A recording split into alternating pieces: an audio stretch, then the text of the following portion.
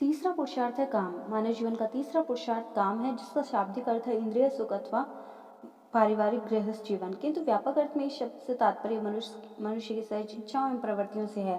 महाभारत के अनुसार काम मन और हृदय का वह सुख है जो इंद्रियों के विषयों से संयुक्त होने पर प्राप्त होता है। गीता में लिखा हुआ है, यह संसार की प्रथम और प्रमुख प्रवृत्ति है। इसी के वशभूत हो मनुष्य संतानोत्पत्ति करता है, गृहस्थ जीवन के विभिन्न आनंदों का भोग करता था, एक दूसरे के प्रति मोह रखता है। हिंदू शास्त्रकारों ने मानव जीवन में काम के महत्व को स्वीकार करते हुए उस पर धर्म का अंकुश लगाया और यह प्रतिपादित किया है कि धर्म संगत काम का आचरण ही व्यक्ति एवं समाज की उन्नति कर सकता है। इसके विपरीत होने पर यह मनुष्य के अधपतन का मार्ग प्रशस्त करता है। इसलिए यह धर्म के द्वारा नियमित होना चाहिए। मोह से स्मृति भ्रम से बुद्धिनाश और बुद्धिनाश से मनुष्य का पूर्ण विनाश हो जाता है। धार्मिक मान्यताओं में काम को पुरुषार्थों में निम्नतम माना गया है। महाभारत के उद्योग पर्व में जहाँ त्रिवर्ग की चर्चा की गई है, वहाँ इसे निम्न श्रेणी का पुरुषार्थ कहा गया है। महाभारत के अनुसार यदि तीनों पुरुषार्थ अनुसरणीय है, किंतु यदि तीनों प्राप्य न हो तो धर्म और अर्थ को, और यदि एक को ही चुनना हो तो धर्म को चुनना चाहिए। कौटिल्य के अनुसार धर्म और अर्थ के अविरोध में ही काम का सेवन करना चाहिए। आपसवाद ऐसे सुखों के भोग की अनुमति देते हैं जो धर्म के विरुद्ध न हो। वात्सायन भी काम को त्रिवर्ग में सर्वोत्तम नहीं मानते। काम को मनुष्य का अंतिम उद्देश्य मानकर धर्म और अर्थ की प्राप्ति के बाद ही इसकी ओर दृष्टिपात करना चाहिए। फिर भी काम को धर्म का सार माना जाना चाहिए। व्यक्ति की समस्त अंतर्वृत्तियां काम से संचालित होती है। जैविक, सामाजिक और धार्मिक, इसके 3 प्रवृत्तियां हैं।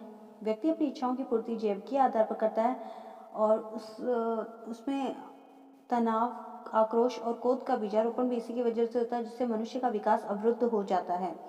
अतः इच्छाओं की संतुष्टि आवश्यक है। काम का सामाजिक आधार भी महत्वपूर्ण है। काम से मनुष्य अपनी सामाजिक आवश्यकताओं की पूर्ति करता है।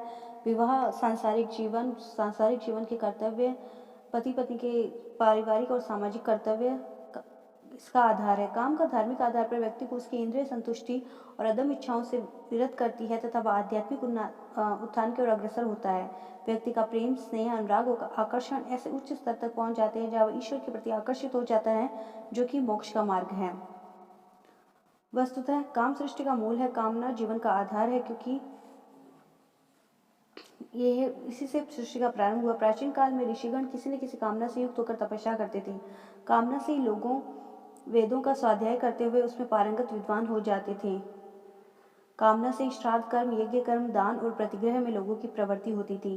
बिना कामना के ब्राह्मणों को कोई दान नहीं देता और न ही मंदिरों में जाता है। मनु ने तो कामना को ही प्रशस्त माना है, न कि निरी अकामता को।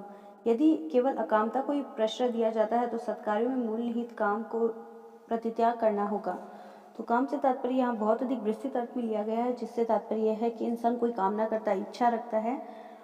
मनुष्य के अनुसार वही काम श्रेष्ठकर है जो मानव के विकास में सहायक बन सके। धर्मशास्त्रों में कहा गया है कि बुद्धिमान और विवेकशील व्यक्ति कामना को धर्म के अनुसार आचरण करता है। अतः पुरुषार्थ के लिए बुद्धि और विवेक वांछनीय है। जिसकी इंद्रियां वश में होती है उसी की बुद्धि स्थिर होती है। बुद्धि के स्थिर रहने पर ही मनुष्य सत्कर्म करता है। भ्रमित और अस्थिर बुद्धि वाले व्यक्ति को पुरुषार्थ प्राप्ति में बाधा पहुंचाती है। इसलिए भारतीय चिंतकों ने धर्मानुसार काम की अपेक्षा की है। और चौथा और परम जो लक्ष्य है वो है मोक्ष। मोक्ष हिंदू दर्शन के अनुसार मानव जीवन का अंतिम लक्ष्य है। मोक्ष का अर्थ है पुनर्जन्म अथवा आवागमन चक्र से मुक्ति प्राप्त कर आत्मा का परमात्मा में विलीन हो जाना। मोक्ष आध्यात्मिक जीवन का अंतिम और उच्चतम उद्देश्य माना गया है। मोक्ष की प्राप्ति पूर्ण रूपेण आध्यात्मिक और धार्मिक होने पर ही संभव की गई है। आत्मा अजर अमर एवं परमात्मा का अंश है। शरीर बंधन का कारण है, संसार मायाजाल है। मनुष्य जब इस तथ्य को जान लेता है तो सांसारिक विषयों से अपना ध्यान हटाकर परमात्मा की ओर लगाता है। मोक्ष शब्द की व्युत्पत्ति मुक्त धातु से हुई है, जिसका अभिप्राय है मुक्त करना अथवा स्वतंत्र करना। अतः मोक्ष का अर्थ है आत्मा की मुक्ति। मनुष्य के जीवन का अंतिम उद्देश्य मोक्ष प्राप्त करना होता है। मोक्ष की प्राप्ति उसे उसी स्थिति में हो सकती है जब उसमें सात्विकता का विकास होता था। गीता में कहा गया है कि सुख दुख की अपेक्षा को त्याग दो तो मनुष्य अंतःकरण से ही सुखी हो जाता है। जिसके अंतःकरण में प्रकाश हो जाता है वह ब्रह्म रूप होकर मोक्ष प्राप्त कर लेता है। इसी प्रकार जिन लोगों को यह रहस्य ज्ञात हो जाता है कि सभी स्थानों पर परमेश्वर है और आत्म संयम से अन्य प्राणियों का कल्याण करते हैं तो मोक्ष की प्राप्ति संभव है। भारतीय परंपरा में मोक्ष की साधना के 3 मार्ग बताए गए हैं, ज्ञान मार्ग, कर्म मार्ग और भक्ति मार्ग। ज्ञान मार्ग का प्रतिपादन उत्तर मीमांसा में हुआ है, कर्म का गीता में और भक्ति का विद भक्ति आगमों में, किंतु धर्मशास्त्र मोक्ष प्राप्त पुरुषार्थ को के रूप में नहीं देखते हैं। उनकी मान्यता है कि यदि मनुष्य संसार में धर्माचारी हो, कर्तव्यनिष्ठ हो, तो उसके जीवन के अंत में मोक्ष की प्राप्ति होती है। मनुष्य अपने विभिन्न कर्तव्यों को बिना किसी फल की आकांक्षा के अगर पूरा करता है तो वह मोक्ष का उत्तराधिकारी होता है। तो उसमें त्याग और अनासक्ति की भावना रहती ही है। इसी कर्म मार्ग से उसे परम गति या मोक्ष की प्राप्ति होती है। आश्रम के अंतर्गत अपने सभी कर्म यथोचित रूप से संपादित करने के बाद व्यक्ति को मोक्ष स्वतः ही प्राप्त हो जाता है।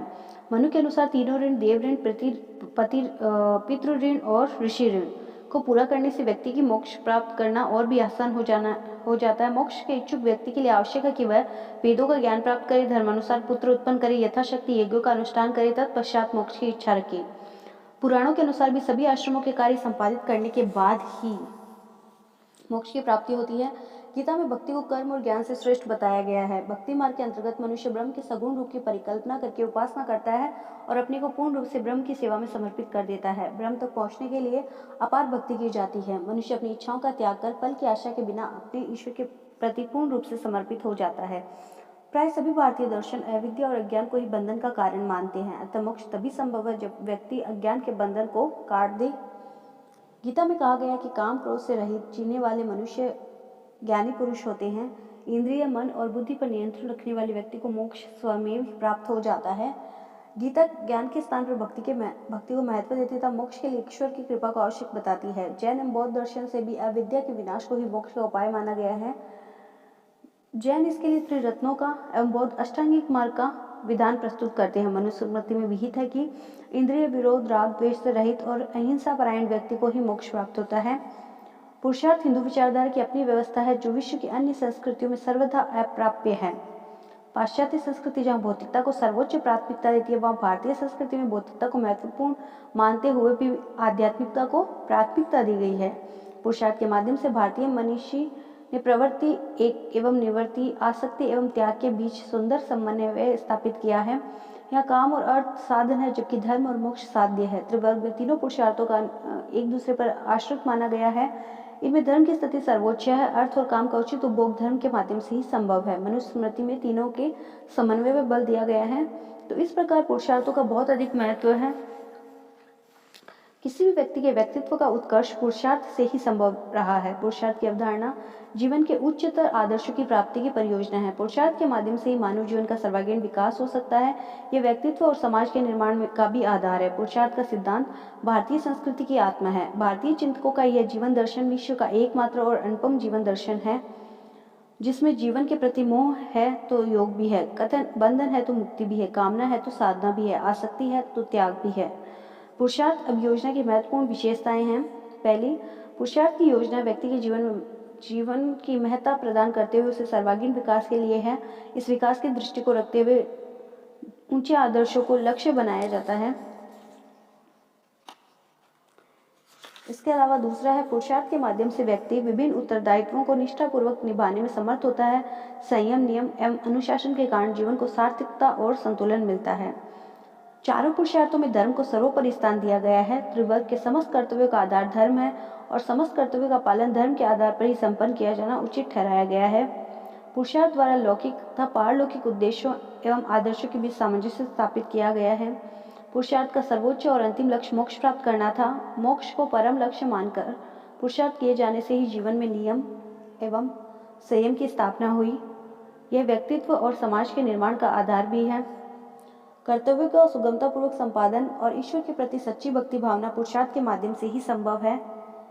इसलिए पुरुषार्थ में काम और अर्थ साधन स्वरूप है और अन्य साधन साध्य है।